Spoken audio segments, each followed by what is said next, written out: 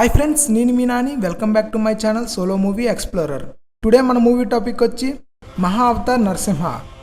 ఈ movie June 25, 2025న విడుదలయ్యింది. దీనిని అశ్విన్ కుమార్ దర్శకత్వం వహించారు. మహావిష్ణువు దశావతారాల ఆధారంగా 10 ఏళ్ల పాటు వరుసగా సినిమాలు రూపొందిస్తున్నారు. మహా అవతార్ సినిమాటెక్ యూనివర్సల్ పేరుతో క్లిమ్ ప్రొడక్షన్ ప్రత్యేకత. హంబ్లే ఫిలిం సంస్థ కలిసి ఈ సినిమాలను పలు భాషల్లో ప్రేక్షకుల ముందుకు తీసుకొస్తున్నారు. ఈ యూనివర్సల్లో భాగంగా ప్రేక్షకుల ముందుకు వచ్చిన తొలి చిత్రం మహా అవతార్ నరసింహ. స్టోరీలకు వెళ్తే అందరికీ తెలిసిన పురాణాల కథే ఇది.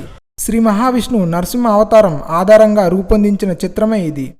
వీరు సృష్టించిన ఏ జీవి వలన ఎలాంటి కాలంలోనూ ఏ అస్త్రశస్త్రాల నుంచి తన ప్రాణాలకు ముప్పు కలగకూడదని బ్రహ్మదేవుడి నుంచి వరం పొందుతాడు రాక్షసరాజైన హిరణ్యకశిపుడు. వరం పొందిన తర్వాత ముల్లోకాలకు తనే అధిపతి అని, తనే భగవంతుణ్ణని ప్రకటించుకుంటాడు. భూలోకంలో ధర్మాన్ని కాలరాస్తాడు. తన సోదరుడి మరణానికి కారణమైన మహావిష్ణుపై మరింత కోపంతో రగిలిపోతూ ఉంటాడు.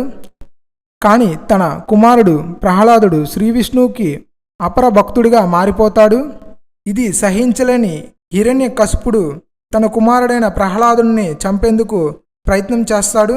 ఎండ్ ఆఫ్ స్టోరీకి వచ్చి మన ప్రహ్లాదుని ఎలా చంపాలనుకుంటాడు, అసలు చంపగలడా లేడా, శ్రీ మహావిష్ణువు నరసింహ అవతారాన్ని ఎలా ఎత్తవలసి వచ్చింది, చివరికి హిరణ్యకశిపుడిని ఎలా చంపగలిగారు అనేదే ఈ స్టోరీ.